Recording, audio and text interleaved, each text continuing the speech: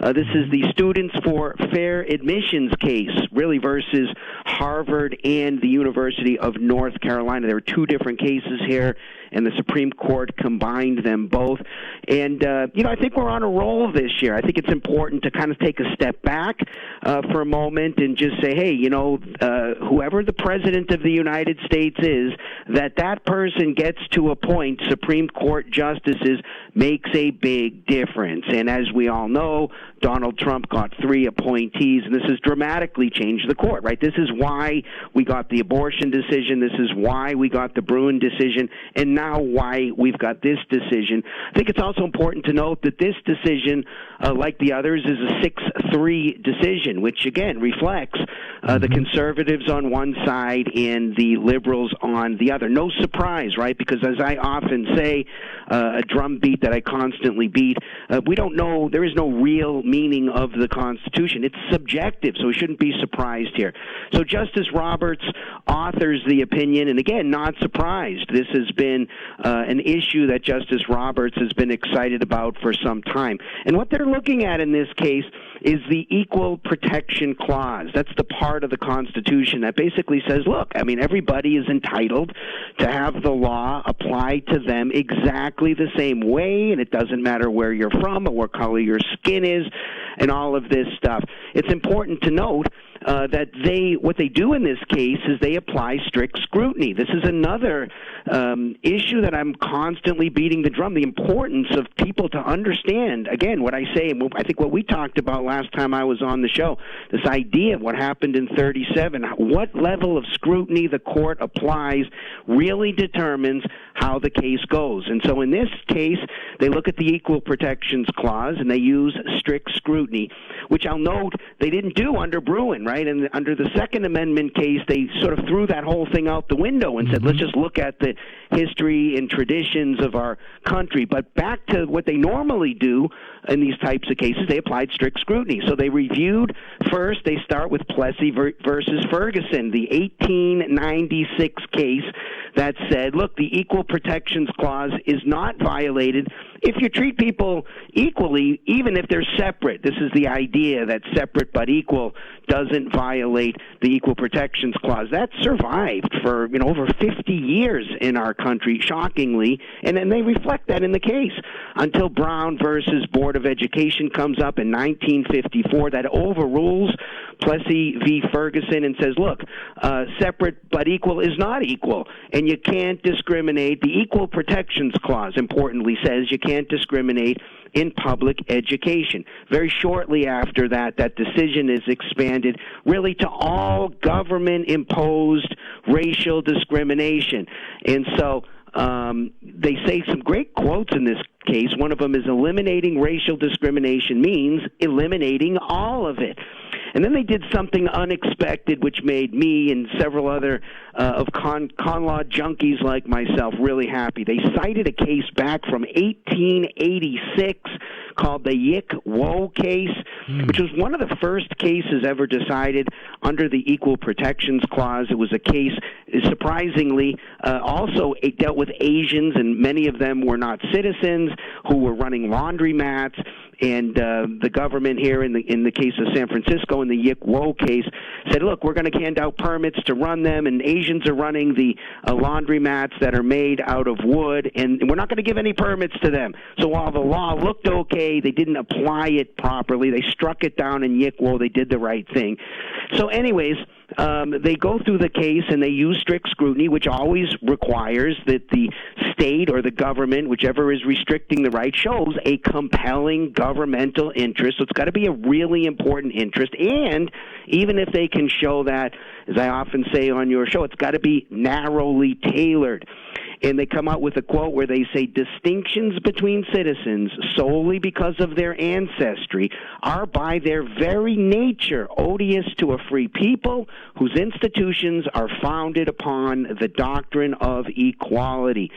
And so then they get to the case that has put us to where we are, the Bakke case, where they looked at this very issue previously, and they said, okay, quotas, you're going to have X number of this kind of person and X number of that. That stuff's unconstitutional. It has been for a long time.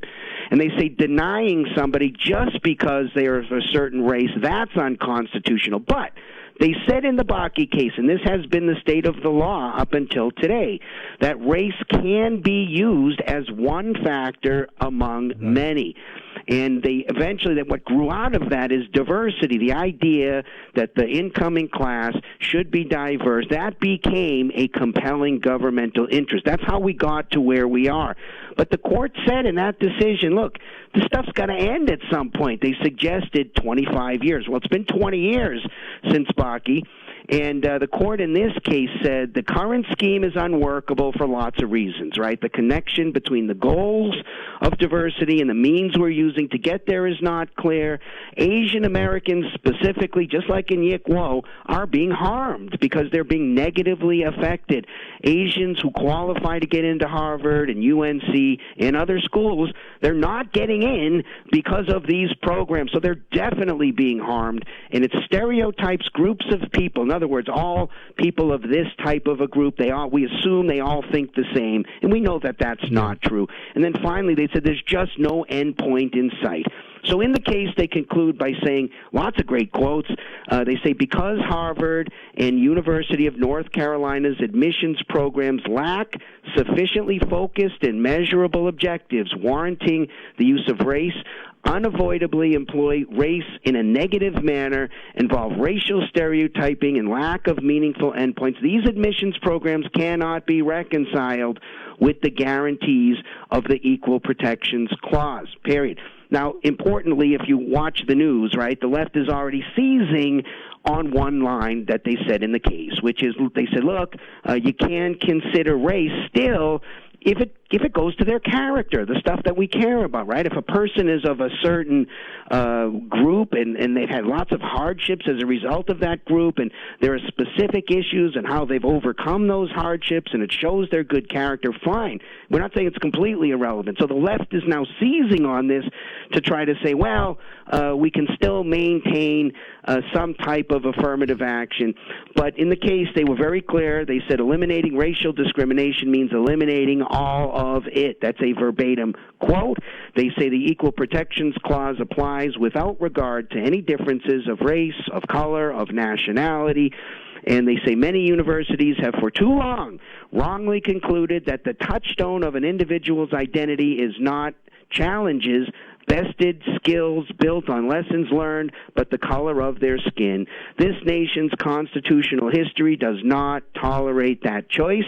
And they say at the heart of the Constitution's guarantee of equal protection lies the simple command that the government must treat citizens as individuals, not simply as components of a racial, religious, sexual, or national class. Bam, Rick, that's exactly what we wanted them to do. They said, as Justice Roberts said a long time ago, the best way to end discrimination based on race is to stop discriminating based on race. And that's exactly the course they charted today. We have just a few more moments with Attorney Marc J. Victor, but in dissent, Justice Sonia Sotomayor, she says that today this court stands in the way and rolls back decades of precedent and momentous progress. Now, that's a dissent that I believe is more based on emotion than jurisprudence.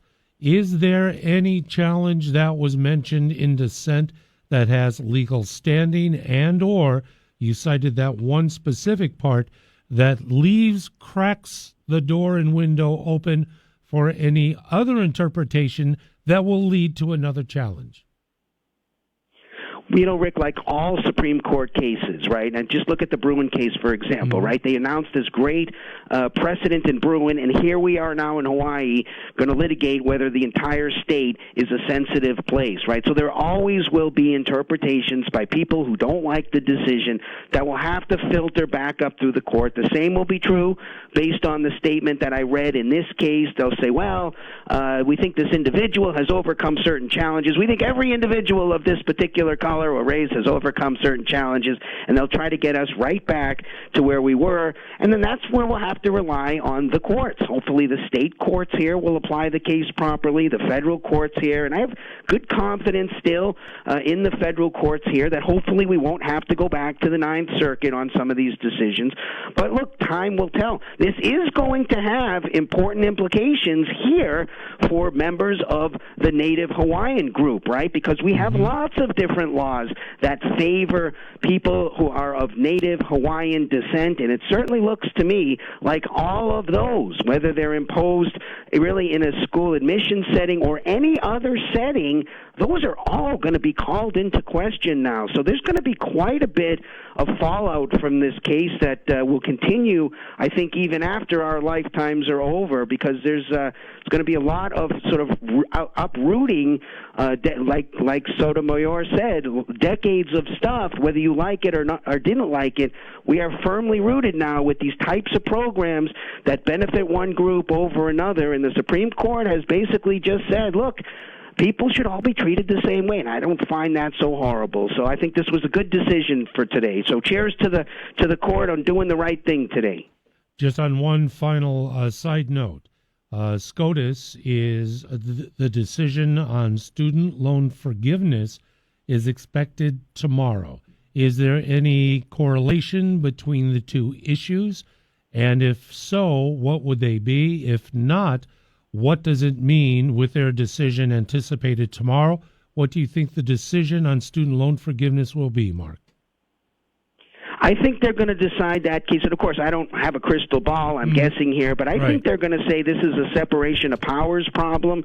I think they're going to say this, the President of the United States is the chief executive. He doesn't get to decide about spending or forgiving or things like that. That is Congress's role. And so I think they are not going to allow that to go through either. This is why I say, the Supreme Court is so important. And so far, I got to say, I like the three new justices on the court.